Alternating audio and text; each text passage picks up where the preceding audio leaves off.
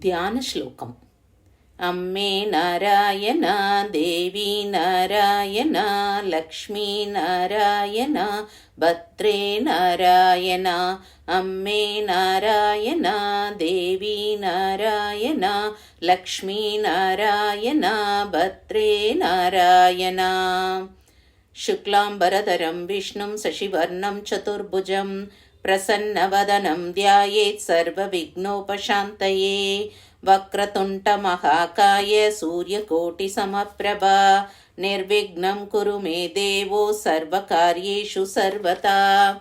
ശ്രുതിസ്മൃതിപുരാണാനാമാലയം കരുണാലയം നമാമി ഭഗവത്പാദം ശങ്കരം ലോകശങ്കരം. ഭാരതീ കരുണാപാത്രം ഭാരതീ പദഭൂഷണം ഭാരതീ പദ്മാരൂഢം ഭാരതീ തീർത്ഥമാശ്രയേ.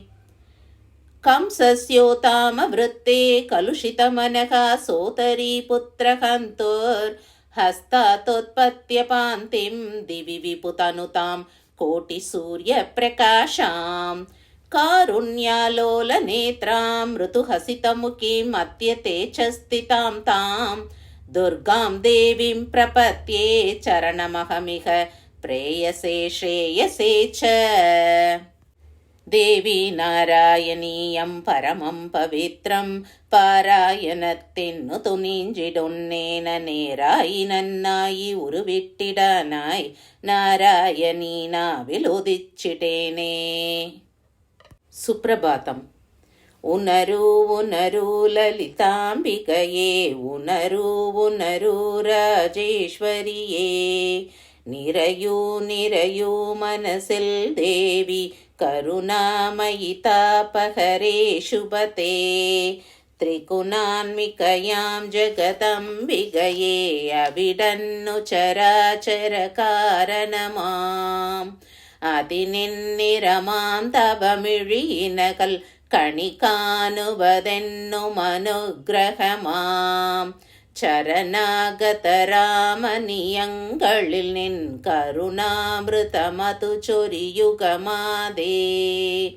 അഖിലം സുകൃതം ചൊരിയും തവ പദ ചലനം കരയുടെ നിർവൃത്തി മാത്രം.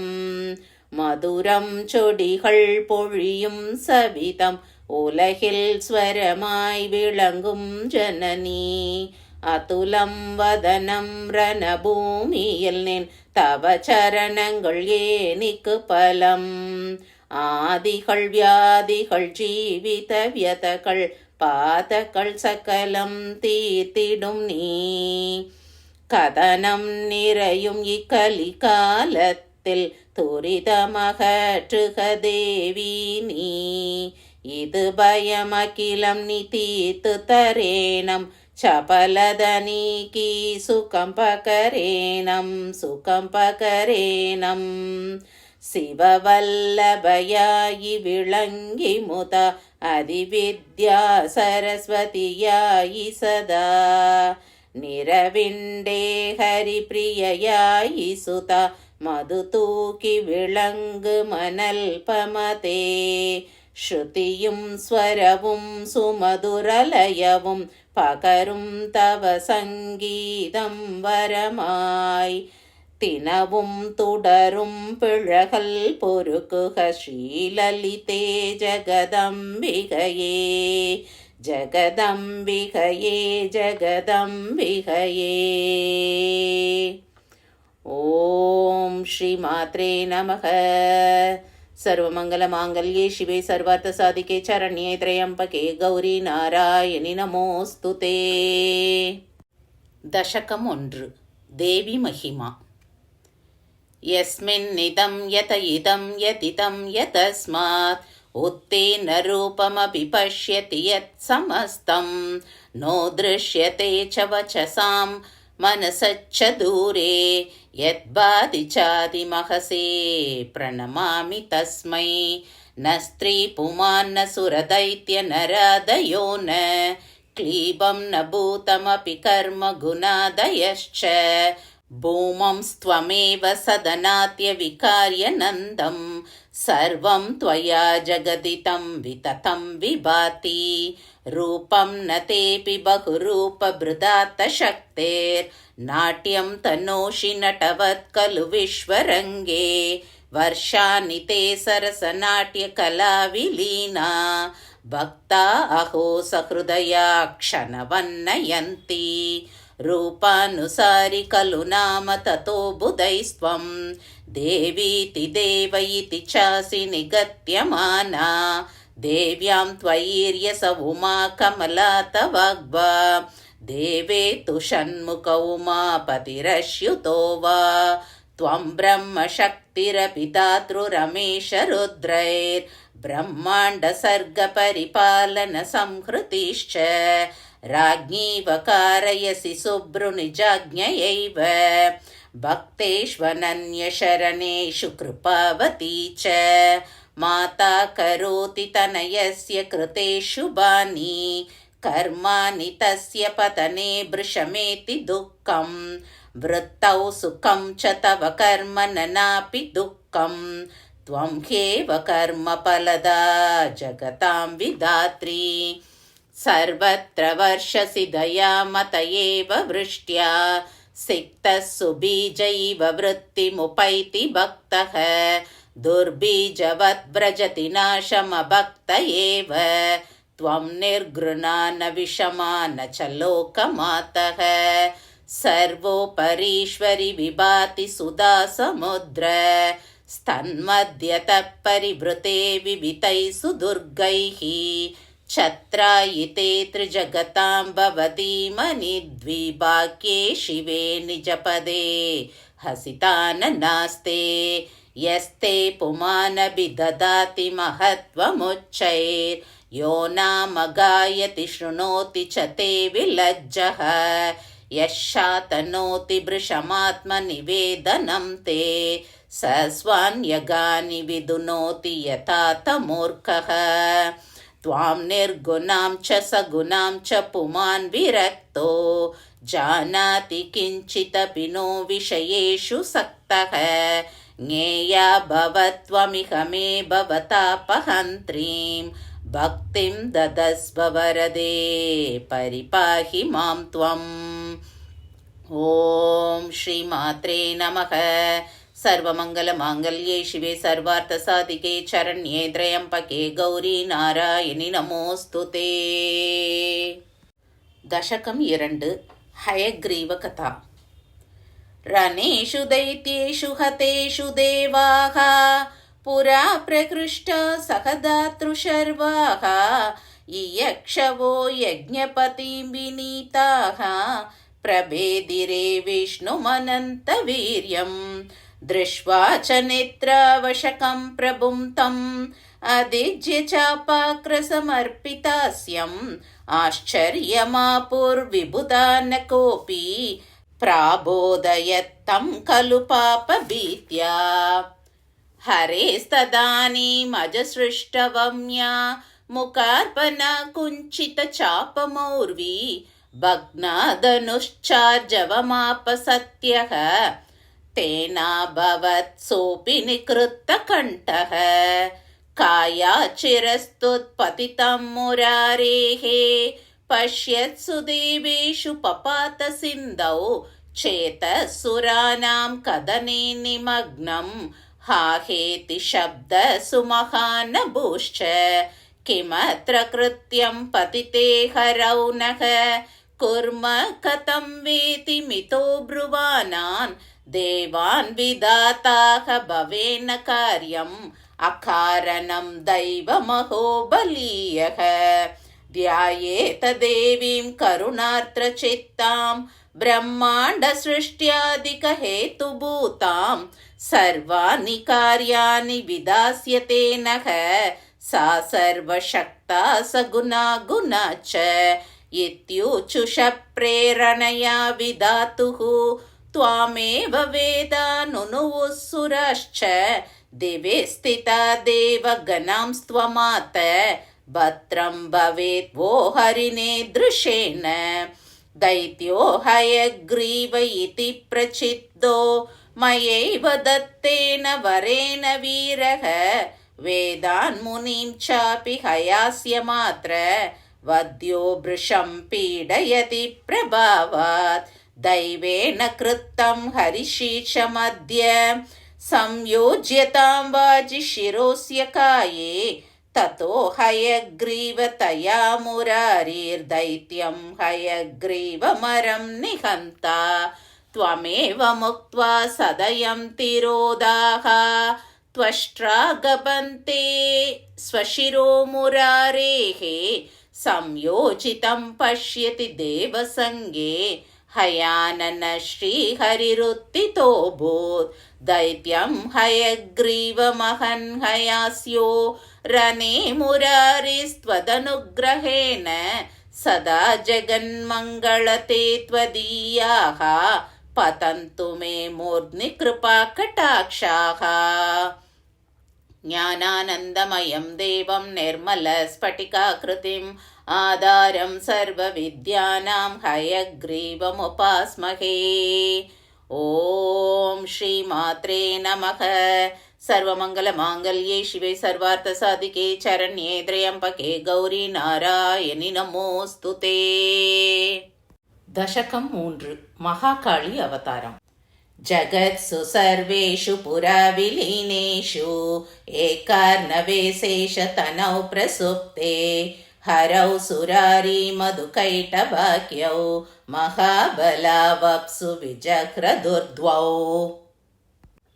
समासहस्रं यदचित्तवृत्ति वाग्बीजमन्त्रं वरदे जपन्तौ प्रसादिताया असुरौ भवत्याः स्वच्छन्दमृत्युत्वमवापतुस्तौ एकाम्बुतौ तौ तरलोर्मिमाळे निमज्जनोन्मज्जनकेलिलोलौ यदृच्छया वीक्षितमब्जयोनिं रनोत्सुकावु सदुरिक्तगर्वौ पद्मासनं वीरवरोपभोग्यं न भीरुभोग्यं न वराहभोग्यं मुञ्चेदमद्यैव नयासि चेत्त्वं प्रदर्शयस्वं युतिशौर्यवत्वम् इदं समाकर्ण्य भयात् विरिञ्चः सुषुप्तिनिस्पन्दममोघशक्तिं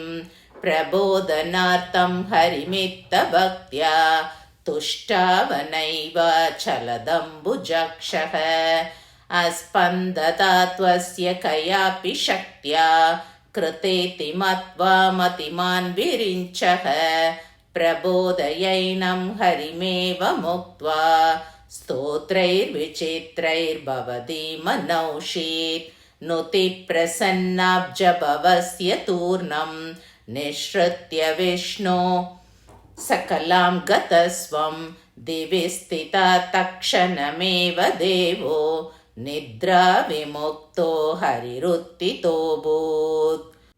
सर्वमङ्गलमाङ्गल्ये शिवे सर्वार्थसाधिके शरण्ये त्र्यम्बके गौरी नारायणि नमोऽस्तुते। अतैष भीतं मधुकैटभाभ्यां विरिञ्चमालोक्य हरिर्जगाद अलम्बयेनाहमिमौ सुरारी हन्तास्मि शीघ्रं समरेऽत्र पश्य एवं हरौ वक्तरि तत्र दैत्यौ रनोत्सुकौ प्रापतुरित्तगर्वौ तयोरविज्ञाय बलं मुरारीर्युद्धोद्यतो भूतजरक्षणार्थं बिभेमिरागादिमहारिभुभ्यो जेतुं यतिष्येऽहमिमान् सुशक्तान् तदर्थशक्तिं मम देहि नित्यं निद्रालसो मा च भवानि मातः। काळि काळि महाकाळि भद्रकाळि नमोऽस्तुते। कुलञ्च कुलधर्मञ्च मां च पालय पालय। ॐ श्रीमात्रे नमः। सर्वमङ्गलमाङ्गल्ये शिवे सर्वार्थसाधिके शरण्ये त्र्यम्बके गौरी नारायणि नमोऽस्तुते। दशकं 4 मधुकैटभवधम्। त्वं तामसी सुप्तरमाधवाङ्गजा श्यामा रुचा मोहन ताम्रलोचना एकार्णवे घोररनोत्सुकान् हरिं दैत्यौ च तौ स्मेरमुखी समैक्षताः पश्यत्यजे बाहुरनं मुरारिणा कृत्वा मधुश्रान्तिमवाप सत्वरम् अभ्येत्य युद्धं कुरुते स्म कैडभः श्रान्ते च तस्मिन्न कृताहवं मधुः एवं मुहुः सङ्गरविश्रमावुभौ पर्यायतो वर्षसहस्रपञ्चकं क्लानिं विना चक्रतुरच्युतक्लमात् विश्रान्तिमिच्छन्न सुरौ जगादतौ श्रान्तेन भीतेन च बालकेन च प्रभुः पुमान्नैव करोति संयुगं मत्येरनं द्वौ कृतविश्रमौ युवाम् एकः करोम्येव निरन्तराहवं ज्ञात्वा हरिं श्रान्तमुभौ विदूरतः संतस्ततुर्विश्रमसौख्यवांस्ततः त्वामेव तुष्टाव कृपातरङ्गिनीं सर्वेश्वरीं दैत्यजयाय माधवः देवी प्रसीदै शरणे जितोऽस्म्यहं दैत्यत्वयेनाब्जभवं जिगंसुना सर्वं कटाक्षैस्तव सात्यमत्र मां रक्षेति वक्तारमभाषता हरिम् युद्धं कुरु त्वं जहितौ मया भृशं सम्मोहितौ वक्रदृशेत्ययं त्वया संचोदितो हृष्टमना महार्णवे तस्थौ रणायाय यदुच्च दानवौ भूयोऽपि कुर्वन् रणमच्युतो हसन् कामातुरौ ते मुखपद्मदर्शनात् तावाह तुष्टोऽस्म्यतुलौ रणे युवां ददाम्यहं वां वरमेष वाञ्छितं तावू चतुर्विद्धि हरेण याचकौ आवां ददावस्तव वाञ्छितं वरं नासत्यवाचौ स्वइतीरितो हरिः त्वां संस्मरन् शत्रुजिगीषया ब्रवीत् मह्यं वरं यच्छतमद्य मे यतो वद्यौ युवां स्यातमितीरितावुभौ तृष्वाप्सुलीनं सकलं समूचतुः त्वं सत्यवाङ्नौ जहि निर्जले स्थले अस्वेवमित्यादृतवाङ्मुदा हरिः स्वोरौ पृता उन्नमिते जलोपरि कृत्वा रिना तच्छिरसि तदाचिनत् स्वच्छन्दमृत्यु तव मायया हतौ द्वेषश्च रागश्च सदा ममाम्बिके दैत्यौ हृदि स्तोत्रविवेकमाधवः आभ्यां करोत्येव रणं जयत्वयं तुभ्यं महाकाळि नमः प्रसीद मे नमस्ते चरण्ये शिवे जानुकम्पे नमस्ते जगत्कार्य विश्वरूपे नमस्ते जगद्विन्त्यपादारविन्दे नमस्ते सदा पाहि मां भद्रकाळी ॐ श्रीमात्रे नमः सर्वमङ्गलमाङ्गल्ये शिवे सर्वार्थसाधिके चरण्ये त्र्यम्बके गौरी नारायणि नमोऽस्तुते दशकम् 5 सुद्युम्न कथा जाता सुतेला मनुसप्तमस्य सम्प्रार्थितोऽनेन मुनिर्वसिष्ठः शम्भो कटाक्षेन सुतां कुमारं चक्रे सकालेन बभूव राजा सुद्युम्न नामा मृगया विहारी गतो हयारूढ इळावृतं सः स्त्रीत्वं पुनः प्राप्य सुतं हिमांशोर्वव्रे पतिं पुत्रमसूतसैषा न्यवेदयत् सा गुरवे वसिष्ठायैषा कदाचिन्निजपुंस्त्वकामं तत्साधनार्थं हरमेव दत्यौ मुनिः प्रसन्नस्तमुवाच शम्भुः इळावृतं मा पुरुषः प्रयातु प्रयाति चेत् सोऽस्त्वबला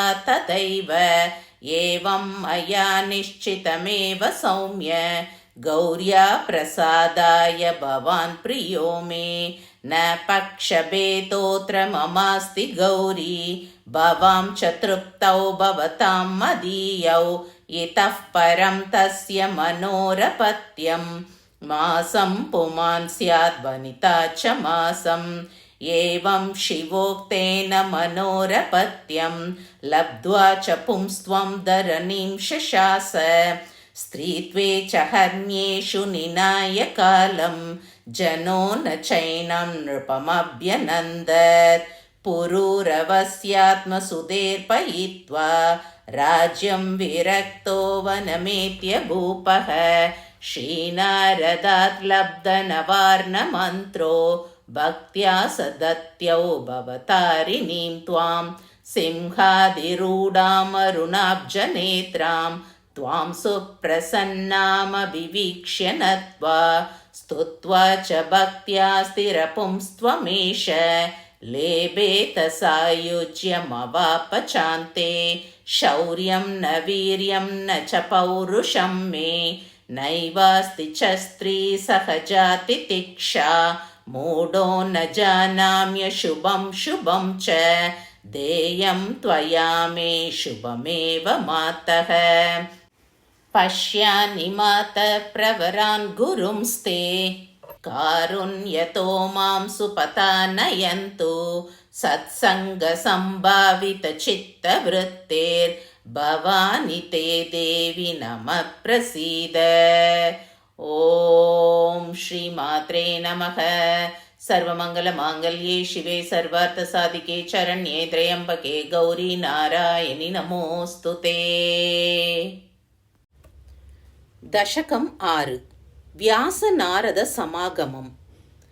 त्वदेच्छया देवि पुलस्त्यवाचा पराशराद् विष्णुपुराणकर्तुः मुनेर्हरिर्लोकहिताय दीपात् यदा प्रतिभोजनि कृष्णनामा वेदं चतुर्था विदधत्स कृष्णद्वैपायनो व्यास इति प्रसिद्धः वेदान्तसूत्राणि पुराणजालं महेतिहासं च महां चकार तपप्रवृत्तः कळविङ्गभूतं मात्रा संलालितमाश्रमान्ते पश्यन्नदन्यामनपत्यतां स्वां सपुत्रभाग्यातिशयं च दद्यौ सत्पुत्रलाभाय तपच्चिकीर्षुः तीव्रं महामेरुसमीवमेत्य आराधनीयः इति क्षणं सः चिन्तातुरो लोकगुरुस्थितोऽभूत् श्रीनारदस्तत्र समागतस्त्वत्कृपाकटाक्षाङ्कुरवन्महर्षिः अर्घ्यादिसम्पूजित आसनस्थो व्यासेन पृष्टः प्रहसन्निवाह किं चिन्तया कृष्ण भजस्व देवीं कृपावती वाञ्छितदानदक्षा अहेतुरेषा खलु सर्वहेतुर्निरस्तसाम्यादिशया निरीहा सैषा महाशक्तिरिति प्रसिद्धा यदाज्ञया ब्रह्म रमेशरुद्राः ब्रह्माण्डसर्गस्थितिसंहृतिश्च कुर्वन्ति कालेन च ते स्वतन्त्राः यस्याश्च ते शक्तिभिरेव सर्वकर्माणि कुर्वन्ति सुरासुराद्याः मर्त्या मृगा कृष्णपदतृणच्च शक्तेर्विधेया इह विधेयः प्रत्यक्षमुख्यैर्न च सा प्रमाणैः ज्ञेया तपोभिर्कठिनैर्व्रतैश्च न वेदशास्त्राध्ययनेन चापि भक्त्यैव जानाति पुमान् महेशीं तामेव भक्त्या सततं भजस्व सर्वार्थतां कृष्ण तवास्तु भद्रम् इत्युचुषि ब्रह्मसुते गते स व्यासस्तपोर्तं गिरिमारुरोह इहास्मि पर्याकुलचित्तवृत्तिर्गुरुं न पश्यामि महत्तमं च सन्मार्गतो मां नय विश्वमातः प्रसीद मे त्वां शरणं व्रजामि। ॐ श्रीमात्रे नमः। सर्वमङ्गलमाङ्गल्ये शिवे सर्वार्थसाधिके शरण्ये त्र्यम्बके गौरी नारायणि नमोऽस्तु ते। दशकं 7 शुकोत्पत्ति। कृष्णस्य तस्यारणितशुकाख्यस्तव प्रसादात् जनिष्ठपुत्रः हृष्टो मुनिर्मङ्गलकर्मचक्रे तत्रादितेया ववृषुः सुमानि। केचिज्जगुः केचन वाद्यघोषं चकृच्छनाकेन नृतुस्त्रियच्च वायुर्ववौ स्पर्शसुखः सुगन्धः।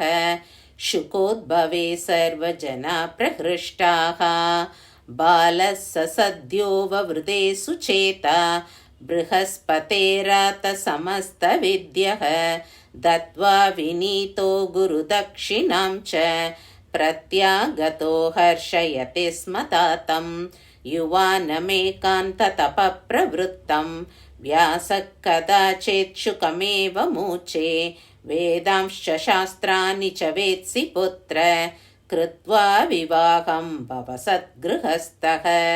सर्वाश्रमानां कवयो विशिष्टा गृहाश्रमं श्रेष्ठतरं वदन्ति तमाश्रितस्तिष्ठति लोक एष यजस्वदेवान् विधिवत् पितृंश्च। तवास्तु सत्पुत्ररुणादहं च मुच्येय मां त्वं सुखिनं कुरुष्व पुत्रः सुखायात्र परत्र च स्यात् त्वां पुत्रतीव्रैरलभे तपोभिः। किञ्च प्रमातीनि सदेन्द्रियाणि हरन्ति चित्तं प्रसभं नरस्य पश्यन् पिता मे जननीं तपस्वी पराशरोऽपि स्मरमोहितोऽभूत्।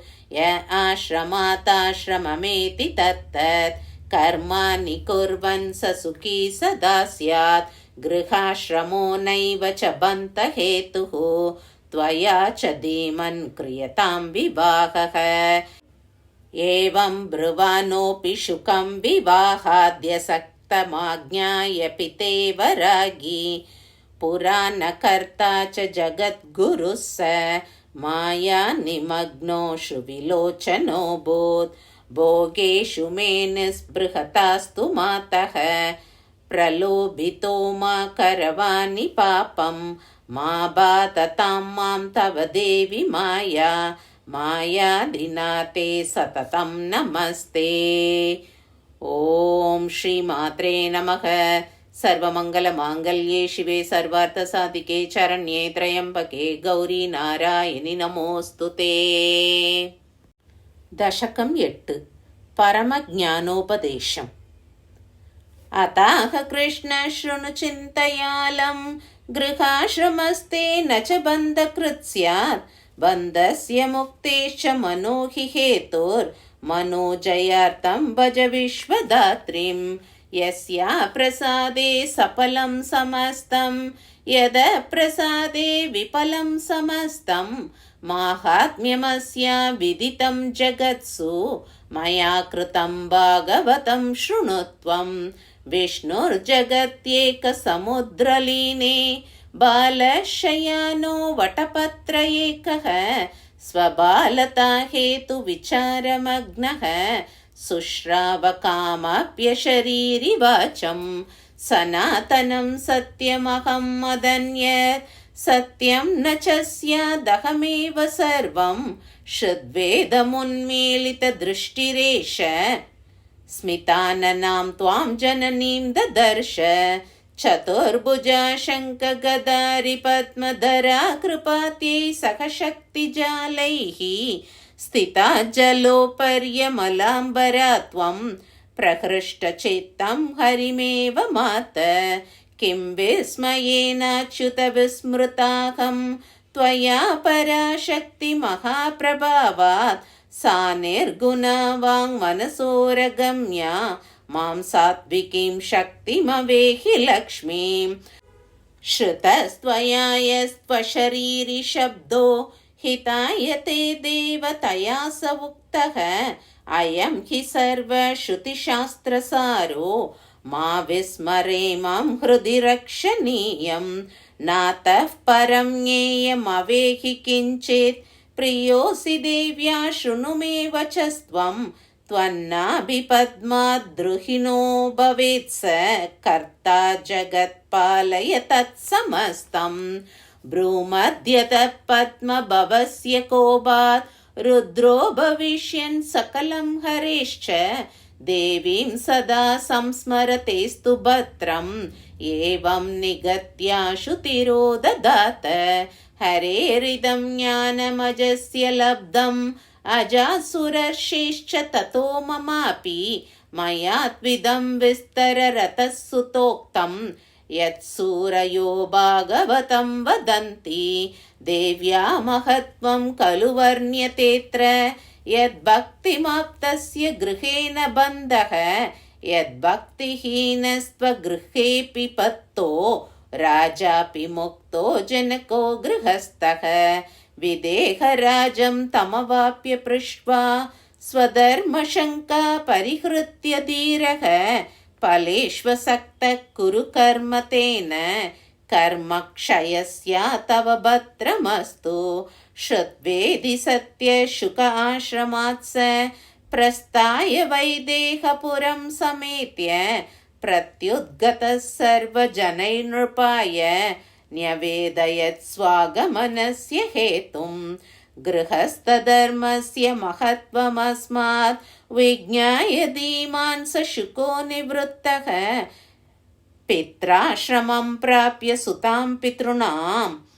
व्यासेदि हृष्टे गृहिणीं चकार उत्पाद्य पुत्रांश्चतुरः सुतां च गृहस्थधर्मान् विधिनाचरन् सः प्रदाय चैनां मुनयेऽनुहाय बभूव काले कृतसर्वकृत्यः हित्वाश्रमं तातमभीशशैलशृङ्गे तपस्वी सहसोत्पतन्के बभौ सभास्वानिव तद्वियोगः खिन्नं शिवो व्यासमसान्त्वयच्च सर्वत्र शङ्काकुलमेव चित्तं ममेह विक्षिप्तमधीरमार्तं कर्तव्यमूढोऽस्मि सदा शिवे मां धीरं कुरु त्वं वरदे नमस्ते।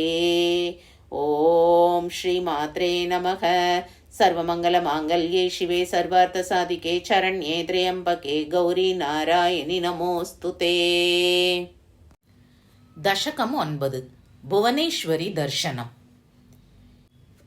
एकार्णवेऽस्मिन् जगति प्रलीने दैत्यौ हरिर्ब्रह्मवधूत्यतौ तौ जगान देवी त्वदनुग्रहेण त्वदिच्छयैवागमदत्र रुद्रः एको विमानस्तरसा गतः त्रिमूर्त्यविज्ञातगतिस्त्वदीयः त्वत्प्रेरिता आरुरुहुस्तमेते स चोत्पतन् व्योम्नि चचार शीघ्रं वैमानिकाचोद्गतयः सशक्रं दिवं सपद्मोद्भवत् सत्यलोकं स रुद्रकैलासममीश विष्णु वैकुण्ठमप्युत्पुलका अपश्यन् अदृष्टपूर्वानितरां स्त्रीमूर्तीन् स्थानानि तेषामपि दृष्टवन्तः त्रिमूर्तयस्ते च विमोहमापुः प्राप्तो विमानश्च सुधा समुद्रम् त्वद्भ्रूलतालोलतरङ्गमालं त्वदीयमन्दस्मितचारुपेनं त्वन्मञ्जुमञ्जीरमृदुस्वनाड्यं त्वत्पादयुग्मोपमसौख्यदं च तन्मध्यतस्ते ददृशुर्विचित्रप्राकारनानातृलतापरीतं स्थानं मणिद्वीपमदृष्टपूर्वं क्रमात् शिवे त्वां च सखी समेतां ज्ञात्वा धृतं त्वां हरिराहदातः त्रिनेत्रधन्या वयमद्य नूनं सुधा समुद्रोऽयमनल्पपुण्यैः प्राप्या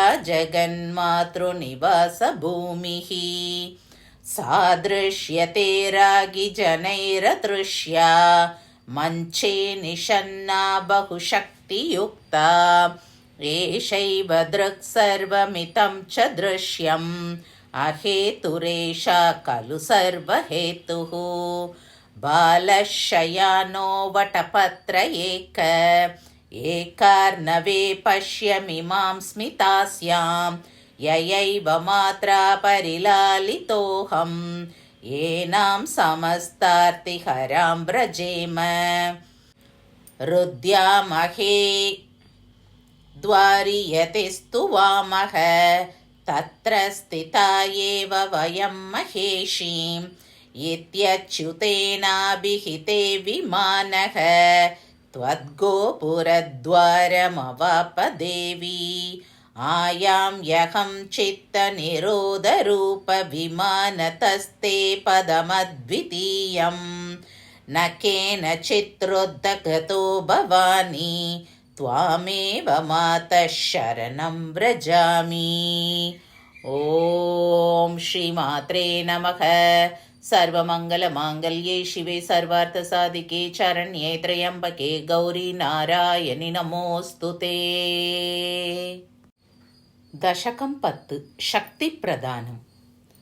ततो विमानादज विष्णुरुद्राः त्वद्गोपुरद्वार्यवरुह्य सत्यः स्त्रियः कृता देवि तवेचयैव सविस्मयास्त्वन्निकटं समीयुः कृतप्रणामास्तव पादयुग्म न केषु विश्वं प्रतिबिम्बितं ते विलोक्य साच्चर्यममोघवाग्भिः पृथक् पृथक् तुष्टुवुरम्बिके त्वां नुते प्रसन्ना निजसर्गशक्तिं महासरस्वत्यपिदामजाय रक्षार्थशक्तिं हरये महालक्ष्म्याख्यां च लीलानिरते तदात गौरीं महाकाल्यभितां च दत्त्वा संहारशक्तिं गिरिशाय मातः नवाक्षरं मन्त्रमुदीरयन्ती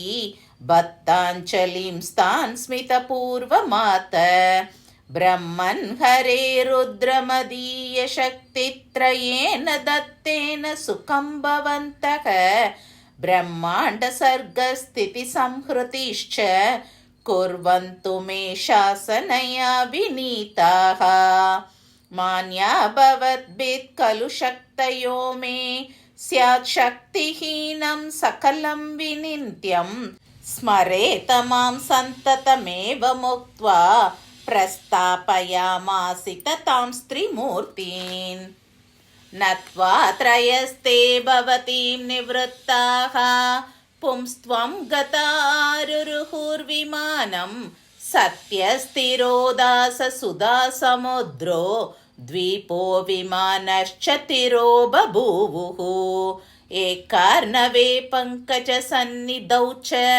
हतासुरे ते खलु तस्तिवंसः दृष्टं नु सत्यं किमु बुद्धिमोहः स्वप्नो नु किं वेति च न व्यजानन् ततस्त्रयस्ते खलु सत्यलोकवैकुण्ठकैलासकृतादिवासाः ब्रह्माण्डसृष्ट्यादिषु दत्तचित्ताः त्वां सर्वशक्तामभजन्त देवी सुधा समुद्रं तरलोर्मिमालं स्थानं मणिद्वीपमनोपमं ते मञ्चे निषन्नां भवतीं च चित्ते पश्यानि ते देवि नमः प्रसीद। ॐ श्रीमात्रे नमः। सर्वमङ्गलमाङ्गल्ये शिवे सर्वार्थसाधिके शरण्ये त्र्यम्बके गौरी नारायणि नमोऽस्तुते।